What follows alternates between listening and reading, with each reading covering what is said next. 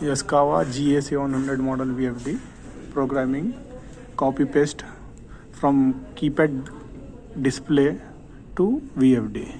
Start the process. Select one selector switch in VFD, another one in manual.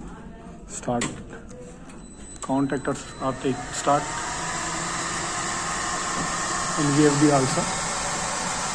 Go to first press stop button, go to menu, parameters, then option for keypad related setting, then go to keypad, copy keypad functions, enter again, standard parameter enter. Okay, where you want to copy paste from keypad to drive, enter that one, then the options will come.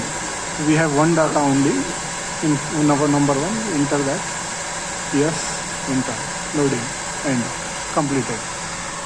Now stop, switch off the power and start again, it will take run automatically. Done.